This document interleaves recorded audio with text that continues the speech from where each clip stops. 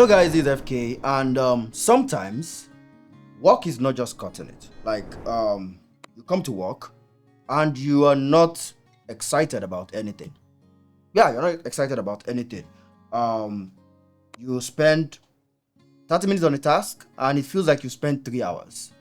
And that can occur for a while. It can occur for a while, and let's say over a week you get over it. Maybe you have a nice weekend, you go out, chill with your friends, have a nice time out, and you come back on Monday refreshed, and you're back at your A game.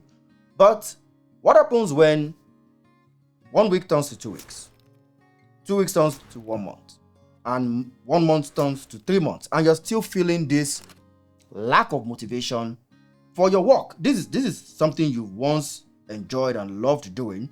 These are projects you once worked on with so much passion, and we're not even talking about, yeah, you have a passion for your field. You're probably a graphics designer, you're a UI designer, you're a developer. You know you have passion for your field, but for some reason, that profession is starting to get boring, or you just lack the motivation to carry on. Sometimes it feels like you've known it, you've learned everything, and there isn't so much to aspire for anymore. And sometimes it's just about the work itself. Like, you can't even see yourself going to work that morning. Everything everybody's talking about, your motivation bars are just at the lowest levels. How do we deal with that? And sometimes it's not even about the money. So in this video, we're going to be looking at what causes this drop in motivation, how to deal with the temporary low motivation, and how to deal with the lack of motivation that is starting to feel permanent, and also the important issue of burnout. So if you've ever been in this situation, or currently in this situation, or you are suspecting that this might happen to you, it's time to talk about it. So lack of motivation can be looked at from so many angles, and a lot of times, a lot of situations are even relative. But in this video, I'm going to try to simplify things. Yeah, we're going to be using simple categories and looking at common patterns.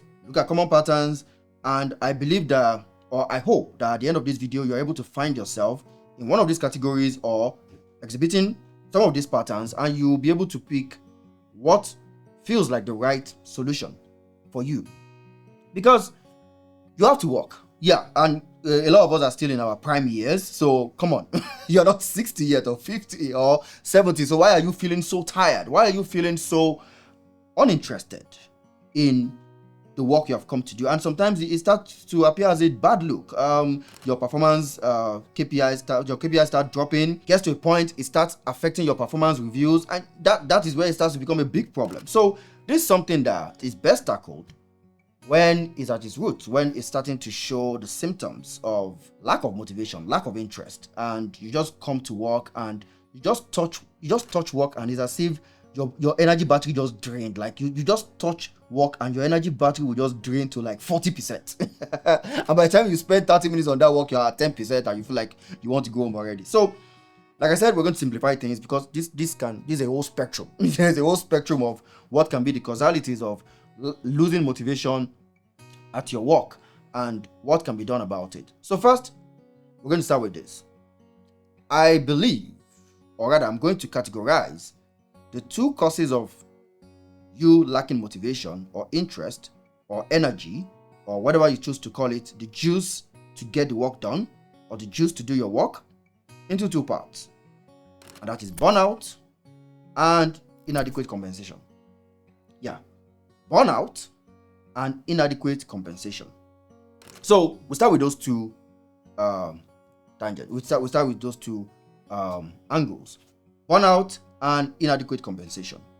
Let's look at inadequate compensation because that is the easiest to solve. So inadequate compensation, meaning that you're not getting paid enough for the work. Yeah, that in fact sometimes it's subtle. You don't even know that that's why you're lacking interest, but sometimes it's just because they're not paying you enough. Oh, I'm doing this so much work and I'm earning this per month. This does not match the amount of work I'm doing. Or you're in a contract job. Sometimes you get a contract job and they paid you probably even an advance of 70%, and you've already spent everything. You've already spent everything, and now you lack motivation to do the work. Now that one is on you. That one is on you. Now we're not here to solve problems for those kind of people. If you're like that, try not burning all the money before you start the work. Okay. But sometimes you're on a contract job and you're doing so much, and it just feels like what you agreed is not enough. Or you agree for a certain amount at a certain point. Let's say you get a contract job and you agree $5,000. So you agree $5,000, but then it keeps coming back with so many corrections back and forth. Probably you expected that you have to finish the job in maybe 2 months and get paid your 5K and just run off and enjoy your earnings. But then they keep coming back with corrections and reviews and all that, and the work starts dragging to like 4 months.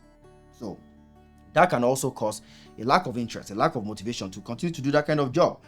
For that kind of scenario, definitely you need to manage your projects better. You need to make sure that there is no scope creeping in the way you handle your projects. Deliverables are well defined, and terms and conditions between you and your clients are well defined. So that's another topic for another day. But we're zeroing on inadequate compensation. Most of the times you lack motivation because you're not being compensated inadequately. That's why I always tell everybody, especially for contract jobs, get paid the amount they can stress you over. Yeah. Oh, how much do I charge this client? How much do I put forward in this bill? Put an amount forward, definitely reflective of their body of work, but an amount that they can stress you over. Like, oh yeah, for $10,000, yeah, you can blast my phone all day and I'll be there to answer you. So when it comes to inadequate compensation, it's just about getting enough compensation to go through the stress. Yeah. So if you're in a salary job, you need a raise. Yeah, that's your problem. You need a raise. If they can get you a raise, if you can get a raise rather, your motivation is going to come back. All that energy is going to come back. All that interest is going to come back. So that one, simple solution: inadequate compensation, get more money. Yeah. Get more money. It sounds straightforward, but most especially in salaried environments, it can be difficult to get a raise, convince your superiors to get a raise, and even a lot of people are afraid of being fired if they ask for a raise. So inadequate compensation. Then on the other side, we have burnout. Yeah, burnout, and that is the one we're really going to drill into, because for inadequate compensation, the answer is just money. So once you get money, the problem is solved. You move on. Now, what happens when it's burnout? And that is the aspect that is often very, very difficult to understand. A lot of times you don't even know that it's creeping in. A lot of them it's so it's so subtle that you don't even know that you are burnt out. And that is why things that you used to do happily before, things that you used to do joyfully, are starting to feel like a whole chore. But now let's look at burnout. And a lot of people can define burnout in a lot of ways, but here we are hinging it on lack of interest, low motivation, and low energy. Lack of interest, low motivation, and low energy. Those are the symptoms that you're already burnt out. So let's look at burnout. And we're also going to split burnout into two aspects. Two types of burnout. Two different types of burnout. And I'm not trying to get scientific on this. I'm trying to talk about the duration. This categorization is based on duration. So there's transient burnout. Transient, or you can say temporary burnout. And there's a permanent burnout. There's a permanent burnout within that particular job or contract that you're in. So that you can have a transient burnout, or you have a permanent burnout. Now the transient burnout or temporary burnout is when probably you've been working for so long and you've not taken a break. And your wheels are starting to fall off. You're getting tired. Probably you even had to do some overnights. I remember back in those days, I was a team leader at this firm, and we were trying to deliver this product that was going to grow under us as a startup. And we just kept being faced with these heavy deadlines. We have to get out this feature, we have to get out that feature. And a couple of nights, people had to sleep in the office. To get things done, working late nights into like 10, 11, still coming back very early in the morning, and even sometimes still having to attend to some other obligations within the office. And then we delivered We delivered the software and all that. So everybody, oh yeah, good news. Everybody was happy. Boss was happy and all that. Then the boss just came up and said, yeah, now is not the time to rest on our laurels. Now is not the time to rest on our. In fact, this is the time we need to fire harder. Yeah, we need to make sure that we now get this, and that. And before you know it, a whole bunch of tasks are being laid out into the following weeks. But folks have gotten super tired from the 3-month push we just did. Gotten tired. So coming to the office after then was a lot of low energy, a lot of I just need to rest. I just need to take rest. So if you've been working for a long time and you've not taken a break, a lot of us are believing grind hard, aggressive grinding and all that. Guy, you're not a machine. If you don't take the break, your body's going to take it from you. And it's going to take it one way or the other. I've seen people collapse.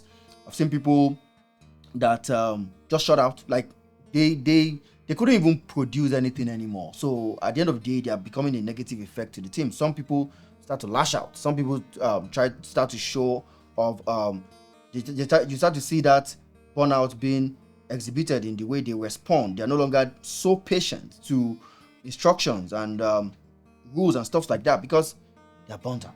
They just need a break. So for temporary burnout, you need to take a break. Breaks have to be factored into our system. It's sad that we live in a highly capitalist world today that taking a break is saying that you're weak.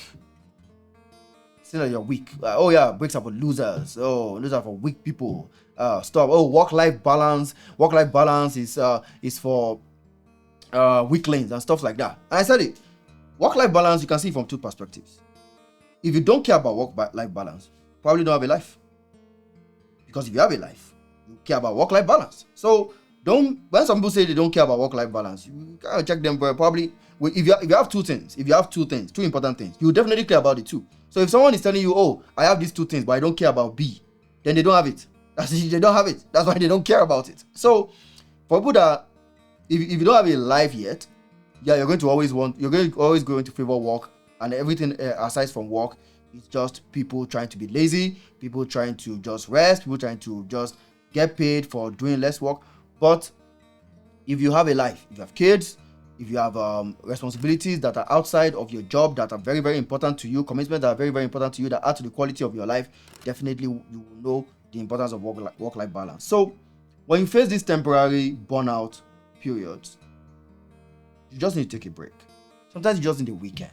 You just need to be let alone for a weekend. Probably you guys have been grinding a lot, and even the weekends are now part of the weekdays. Oh, Monday to Friday, and on Friday you start telling yourself, oh, I'll be back here Saturday morning to come and do this, that, and then on Saturdays you see yourself even working till like 8 p.m. and on Sunday sometimes you even skip church or you skip any responsibility that you have to still grind. And you need a break.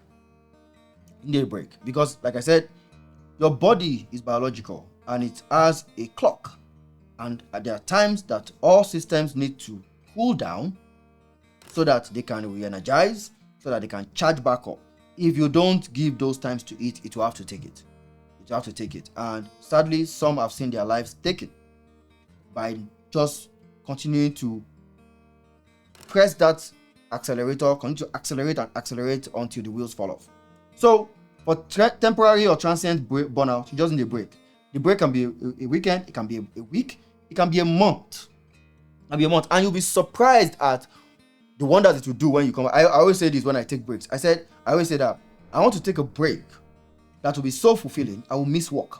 Yeah, I will actually miss working. That's when I know I've taken a good break. When during the break, it gets to a time, we had 70% into the break, I'm like, oh wow. I won't actually mind taking up some tasks right now. I won't actually mind taking on a project right now. I won't actually mind doing some work right now. That's when you know that your systems have recharged. So that is how you take care of a transient one. But the one that I want us to diagnose properly today, because it's the most dangerous one, is the one that's starting to feel permanent. Yeah, it's one that's starting to feel permanent. So if it starts, you see the symptoms and everything, and you're like, okay, I'm not really feeling anything I'm not feeling my job. I'm not feeling my tasks right now. So, okay, let me take a break. Let me take a break. Let me do the right thing. Let me take a break. So you take a break, you come back, and it's still all, still not enjoying it.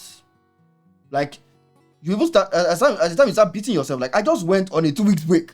I just went on a 2 week break. Why is it that I'm back and I still feel like jumping back into the break? So, you even take a month break and you're still not feeling it.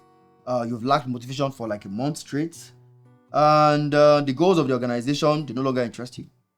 Oh, your boss comes and says, "Oh, you guys, we have to get this. We have to get this account. We have to get this contract. Oh, developers, we need to build these features. We need to add AI. We need to do this. We need to do that. We need to rank high with this. We need to optimize this and that." And to you, it's just all, I don't care. I don't care. Like, you just don't care. It's not because of the money. It's not because, and I've been in this situation before. Like, I've been in this situation before. I was in a dream job. And when I say dream job, I actually mean dream salary. I was in a dream job. The work was cool.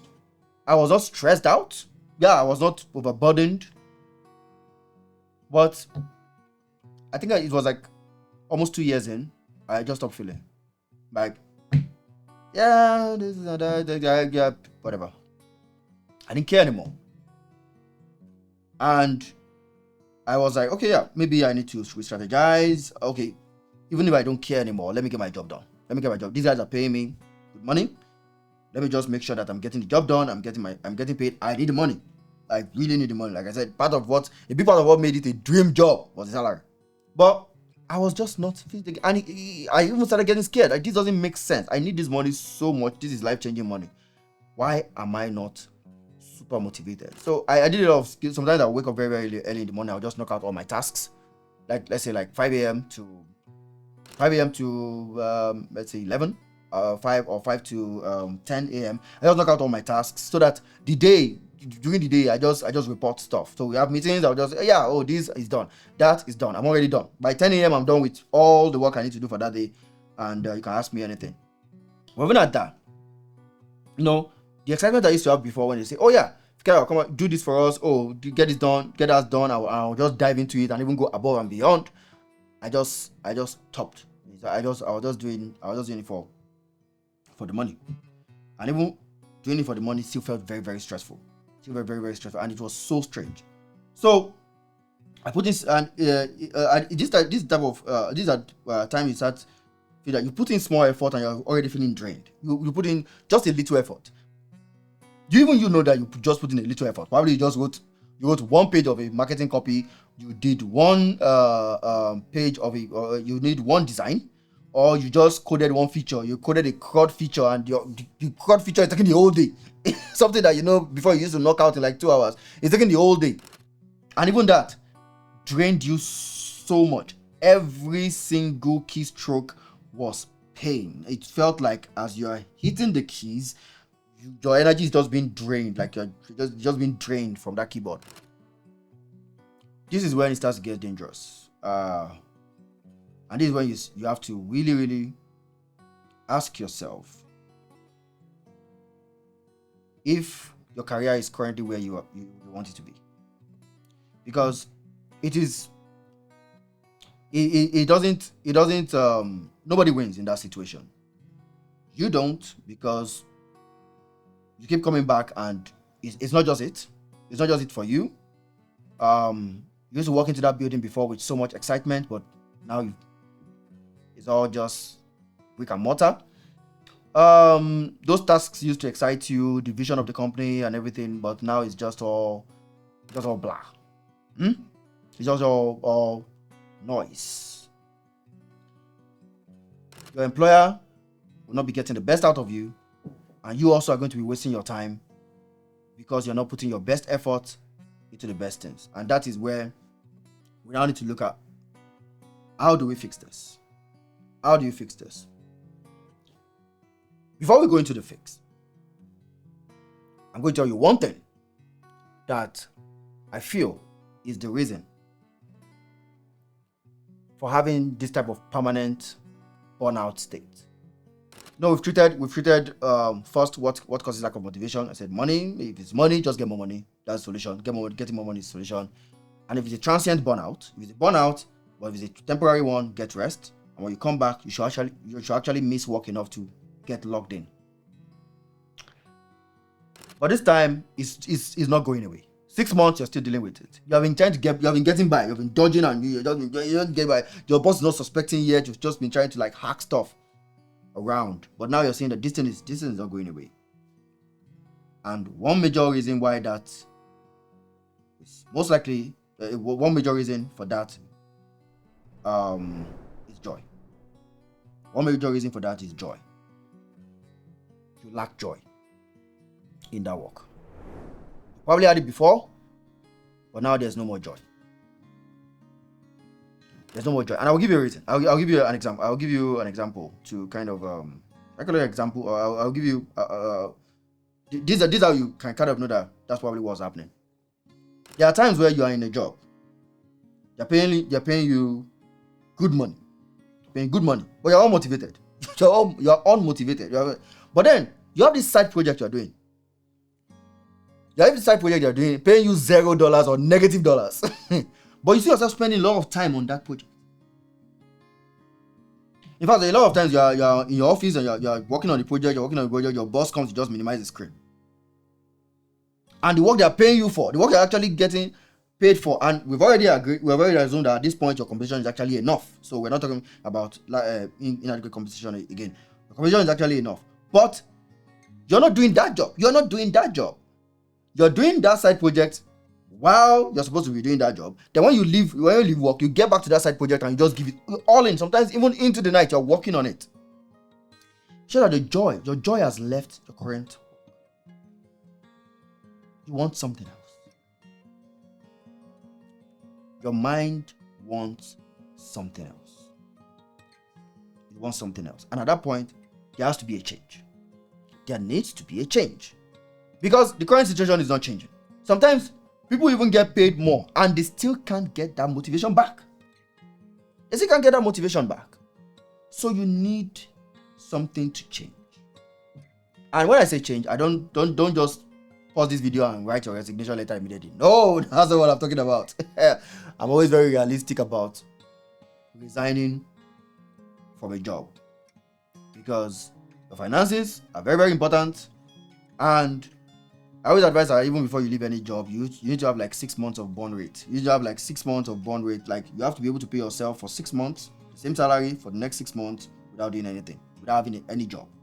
So whether you're trying to transition from that job to another job, or you're trying to look for a job in somewhere where you feel that you'll be more excited, or you're just trying to work on a personal project, you need to have enough in the tank. So don't jump and say, I need to quit. If somehow that is the answer, if you've weighed all your options, you've looked into the future, you feel that you're going to be good without the job, fine. You can take that leap. But it's a very, very serious leap. And you have to be confident that you're going to be at least financially okay. Because once you go out, no turning back.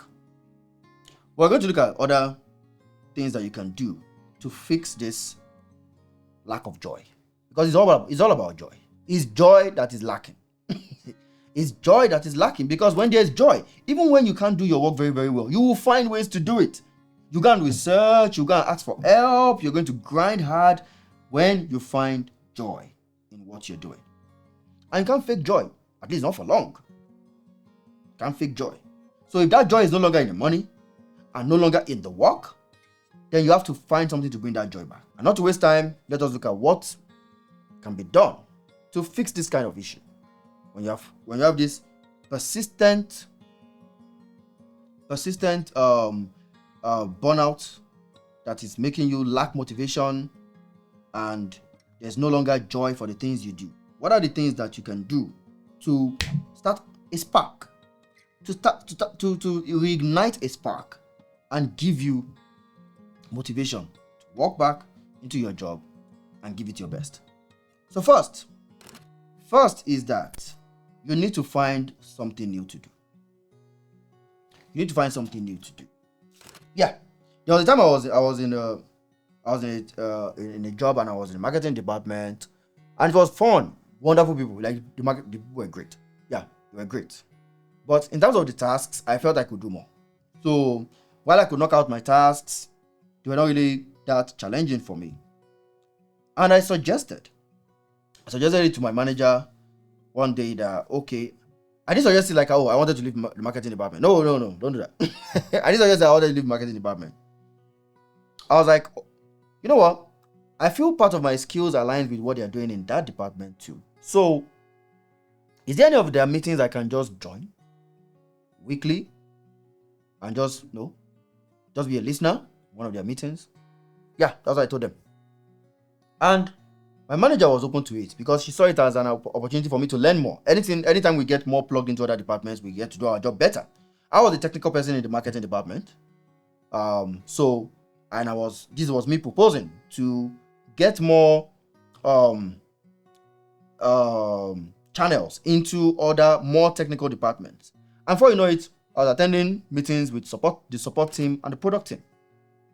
And it got to a time I was eventually moved to the product team. And I had a fantastic time. So much joy came back, and I was able to talk with developers, the QA team. It was just wonderful. Anytime we want to release a new feature, I was now not just trying to write documentation, but I was part of the process of the process of releasing that feature. So it even helps my documentation, which was what I was in charge of the documentation. I was in charge of the documentation. I was in charge of the change log for the product. So the first thing you have to find something new. You have to find something. It can be a new project. Sometimes you can suggest a new project to your manager. You can say, oh, I would like to handle this. There was a time I just picked, oh yeah, we're not doing a lot of video content. Let me do video content. And that helped me get a lot of motivation back. Because I was interested in video, but we're not doing much of it. I suggested it, they accepted it, joy back. So that's one. Number two, and I've already kind of implied this, you can suggest to change to a department that aligns better with your skills. Because sometimes you see bad performers, and it's always easy to just think it is their problem. It's a problem of their person. But sometimes, and more often than you expect rather, it is because they're not being used to their best capabilities. Yeah, it's because they're not being used to their best capabilities. I remember a guy, I was a team lead in a company then, and he was one of the guys under me, and this guy, they just got a bunch of interns and they were trying to make them developers. And in as much as he could develop, he was not meeting up. With his mates and all that, and it was always very, very slow. It was just like slow. It takes his time a lot.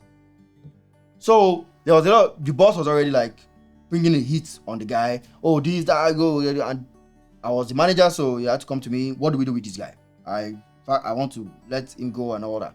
And I had a discussion with him, and I realized that this is actually a guy we can use in QA. He has this meticulous. He's very meticulous about everything he does. He's very careful. I thought this is a guy we can use in QA. And I told him, you know what? We're gonna start looking into this and this.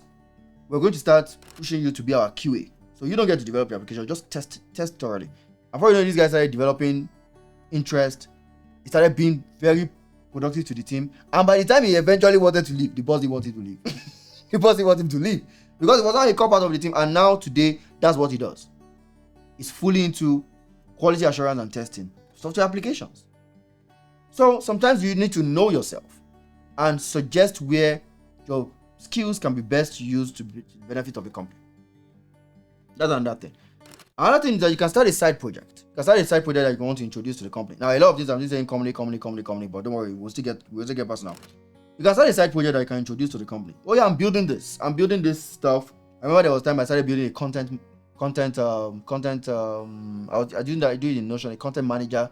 Then I started standardizing our script writing process, my firm and everything. I was just like going on. Then I went to the YouTube channel. I started working with the UI UX guy to create our standard thumbnails, how our thumbnails would look like. Like we came with this wonderful template and we started using it for our thumbnails and everything, improved those things. And it was added to my performance reviews. It boosted my performance reviews because I was able to come up with something I was interested in, make it into a project, work on it, and actually make it beneficial to the team. So these are some of the things you can do. You get something that gives you joy and you try to bring it into your environment. You get something that brings you joy and you try to bring it into your environment to cause the change that you require. But we all know that all companies are not created equal.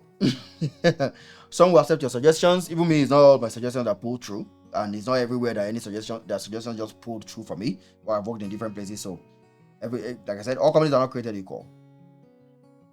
Sometimes these things don't go through.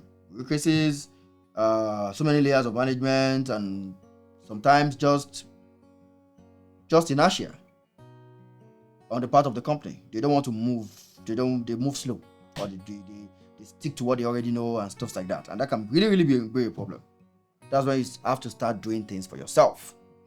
You have to start doing things for yourself. And one of the things, I'll say it again, you can start a side project for yourself. Start a side project for yourself. It doesn't have to be what the company does. Doesn't have to be. Probably you are in the company. You are a DevOps person, and your interest is really now in cybersecurity. Your interest is really now in cybersecurity. You can do that. You can just start that. Start a class on cybersecurity. Start using that to motivate yourself. I've seen a lot of guys I've worked with. They got frustrated, and instead of just sharing that across everybody, they just started something. They just started something new. Some of them will wait after hours, 2 hours. They'll be studying something. They'll be attending a class and stuff like that. Something totally different from what we're doing, and that led to a lot of them going further in their career. A lot of them further their career. I remember a guy in the company where I was team lead. He used to be our DevOps person, and he just started doing this program. And before you know it, he went to Dubai. Just moved to Dubai and and that's what he's doing to today. What he was learning then was what he was doing to today. So you just have something for yourself. You do something for yourself. If your company doesn't want you to do what would make your joy come back within the company, then start something for yourself, and you can still be in the company until what you're doing at the side is enough for you to just pivot, port out of there. Yeah, have something for yourself. You can also start like a contracting service. If your company is not doing projects that you are interested in, you start a consulting service and render those services to people that want to hire you on contract. So they're not using your skills to the best of your abilities in the company that you're currently working in. But you have clients that you're working with outside, and you can always do some other stuff for them and have fun with that. And that fun, that joy can become so much that it just swallows any type of lack of interest and lack of motivation that you're facing in your current job. You just swallow the burnout. Just swallow. You're just joyful. So even when you come and do all those things that you currently lack interest in, at least you have the juice to do it. You have some strength to do it, because you've already loaded up yourself. You've already loaded up your tank with a lot of joyful moments, doing things that you actually care about. And the last solution, which, like I said, I don't recommend at the beginning or at first, but sometimes it's just what you have to do, and that is to leave. Sometimes you just have to leave. It's time to leave. I remember when I left a company where I was the manager, head of software.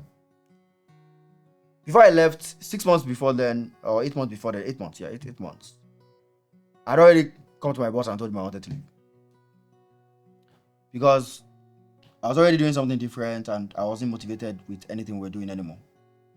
Told him I wanted to leave, but he convinced me to stay. Told me, hope you know I don't have a problem paying you, blah blah blah blah blah. We still have this and this. We have these plans and all that.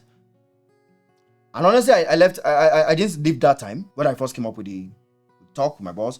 I didn't leave that time because of guilt. Just guilt. Like, you know what? It's not bad, and I just got married. So why am I trying to leave a job when I just got married? It was already big enough a risk. But I was already open to taking it. But then when he started talking about some things, I just let me not jump the gun. Let me just try to be careful. Let me play it safe. But 8 months after, I just had to go. And at that point, there was nothing that was going to stop me. I think 6 months into that, we had this meeting, and I was just so disappointed. And the voice, I realized at that point, if I didn't leave, it's because of me. Yeah. And at that point, God told me, you know, if you don't leave at this point, then anything you see, anything your eyes sees, just take it like that. Anything your eyes sees. So I just knew if I didn't leave at that point, I was the one hanging on. They were not the ones hanging on to me anymore. I was the one hanging on. So 2 months after that meeting, I just left, and that was all she wrote with our company. And I was, in retrospect, I'm so excited that I left because I went fully on what I was passionate about, which was writing. I was writing a lot. I developed a course, and before you know it, I got into LinkedIn. After getting to LinkedIn, I got into LinkedIn around, I think, December. Then the March of the following year, I got a full-time job in what I was passionate about. I got a full-time job, and it was just totally blasting.